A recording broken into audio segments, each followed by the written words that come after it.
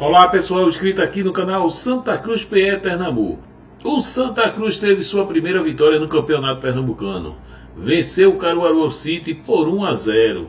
Vamos acompanhar uma entrevista com o técnico Raniel Ribeiro, falando sobre essa partida. Raniel, primeiro eu queria que você avaliasse a apresentação do time, se você gostou do rendimento da equipe.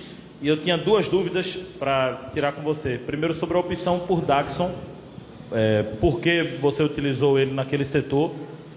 E a entrada do Tarles no lado esquerdo. Eu vi um treino contra o Agape, um jogo treino, e o Tarles estava jogando na direita, o Ítalo machucou rápido e entrou o Jadson pela esquerda. Mas hoje você começou invertido, por quê? Boa noite. Boa noite. Primeiro que o jogo, ele pode ser dividido em duas partes, né? Até aqueles dois erros de iniciação que tivemos no final do jogo, foi uma partida. E depois dali foi outra partida. No que se diz respeito, que até ali nós tínhamos o domínio, fizemos o gol, criamos oportunidades e não concluímos. Depois daquela iniciação errada que tivemos ali, as duas, que foram muito perigosas e poderiam ter sido decisivas, a história mudou, a atmosfera, o ambiente, o torcedor tem todo o direito de ficar chateado com aquele processo que foi desenvolvido. É uma coisa que nós fazemos, que nós priorizamos em alguns momentos, mas tem um momento também, né? Tem a hora de se sair jogando, tem a hora de fazer o jogo construído, e cometemos duas falhas, graças a Deus não foram decisivas para o resultado final da partida. Mas uma coisa também eu falei para o meu grupo agora: os últimos 3 jogos nós dominamos de cabo a rabo o jogo e não conseguimos ganhar. E hoje é vitória, gente. Claro que fica preocupante aquilo ali que aconteceu, mas aquilo ali não é uma situação determinante para que venha acontecendo, né? Então é só corrigir aquelas duas iniciações ali e comemorar, porque nos últimos 3 empates o vestiário estava triste. Eu cheguei hoje, o vestiário estava triste de novo. Eu disse, não pode. Vitória se comemora, independente da forma como ela veio. Nós construímos a vitória até aquele momento que infelizmente se errou na iniciação, aí a atmosfera virou. E é ter sabedoria. Chegamos aos 6 pontos, contra os 3 times que estão à nossa frente, nós temos uma partida a menos. Então é fazer o mando de campo contra o Maguari no domingo novamente, fazer um jogo sólido, conquistar a vitória, chegar aos 9 pontos e entrar em definitivo pela briga do campeonato. A escolha do Daxson para jogar ali, eu podia começar com o David, não podia, porque o David vem de uma chikungunya, infelizmente. O David, ele fisicamente ainda está um pouco debilitado. Os treinos comprovaram isso, e eu optei pelo Daxson pela condição de que está um cara mais ritmado, um cara que precisava, na minha cabeça, precisava de mais uma oportunidade. Mas aí eu acho que chegou a hora de agora explorar alguns outros atletas que a gente não explorou, principalmente por dar prioridades a outros. Nós priorizamos um pouquinho o Hugo, agora priorizamos o Daxson, não se ouve a resposta, então está chegando a hora do Caio, está chegando a hora do David, enfim, começar uma partida, recuperá-lo até domingo e ver como vai ser esse processo para ele iniciar realmente a partida, que já vem pedindo passagem há algum tempo. E aí nós vamos nos ajustando. No domingo o G2 a gente ainda não pode contar com ele, mas parte do jogo posso contar com o Pipico a nível de segundo tempo. Então é mais um reforço que entra, um nível técnico que aumenta, um cara que é finalizador, e assim a gente vai construindo o Santa forte como queremos e precisamos. Raniel, boa noite, parabéns pela vitória. Vou aproveitar o comentário sobre o Daxson.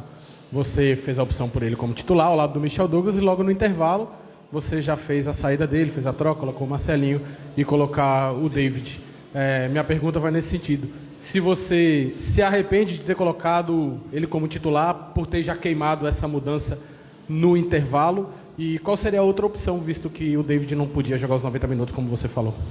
Aquela coisa, como o David fisicamente não estava no seu 100%, ele iniciar com outro que está 100%, ele não vai conseguir render. Então é aquela condição de pegar o adversário mais descansado, mas não rotulando o David como jogador de segundo tempo. Pelo contrário, ele já está pedindo passagem para se jogar. Não me arrependo pela escolha, porque se tivesse dado certo, estava outra história contada, né?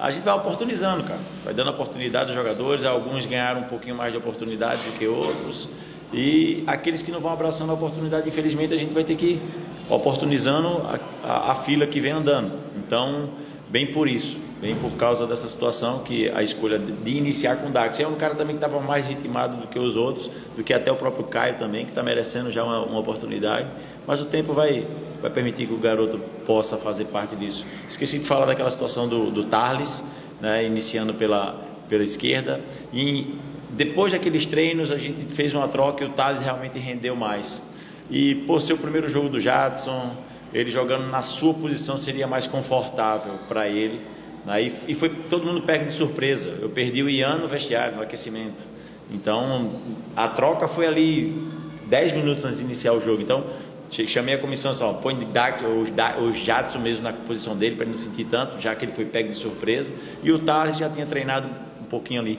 Aí terminou que invertemos por causa justamente disso. O Thales também não estava tão bem lá do lado esquerdo, e aí era improviso, né, gente?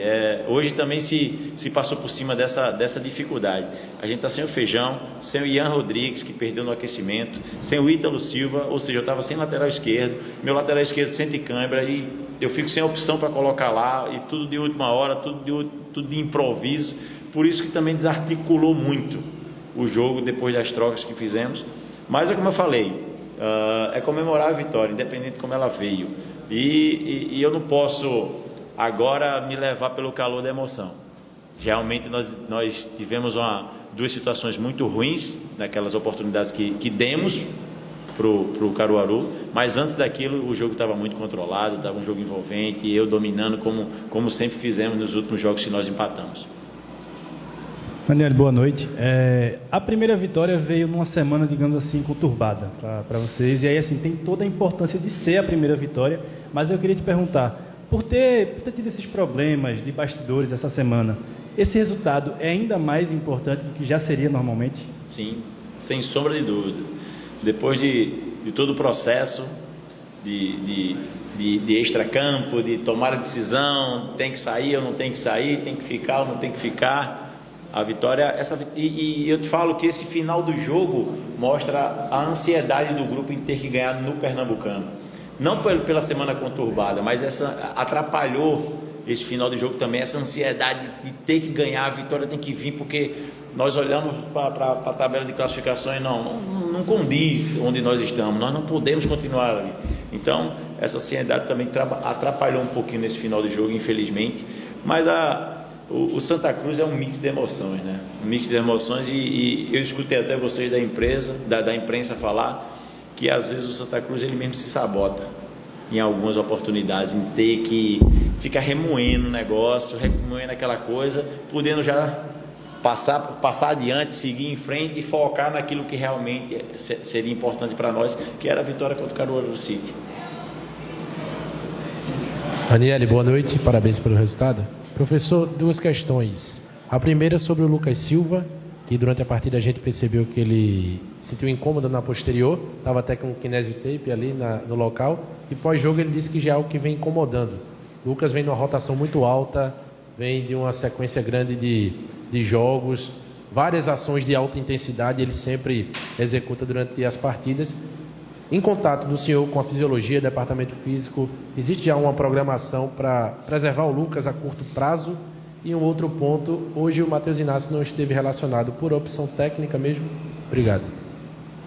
A fisiologia ela explica que a partir do 7º jogo seguido, nessa sequência que estamos tendo de quarta, domingo, a partir do 6º jogo, o atleta fica propício à lesão e fica propício ao mau rendimento. Alguns atletas até anteciparam isso. Feijão na 6ª partida sentiu, infelizmente. O Lucas ele está sentindo um pequeno incômodo na posterior, e eu já falava para ele, Deus quiser a gente vai construir o resultado e eu tiro você logo. E foi assim que foi feito. Ele chegou a sentir a pontada que ele já estava sentindo, não foi nada grave, nada que possa tirá-lo do jogo de domingo, assim espero, né? E outro que eu justifico é o próprio Arthur, que no final teve uma queda técnica muito grande, justamente por causa dessa sequência, por causa do exagero dessa sequência de jogos. Cabe a nós irmos pontuando, sabe? O Lucas está sendo decisivo nos nossos jogos, Então, pontuar qual o jogo que a gente poderá dar um descanso para o mesmo, para que a gente não perca o mesmo por muito tempo, ou se essa dor persistir a nível de amanhã e sábado, ter o cuidado de realmente tirá-lo da partida do domingo, para não perder o atleta por muito mais tempo. Mas somos sabedores que ele é hoje um cara de suma importância para o processo ofensivo. E qual foi a outra?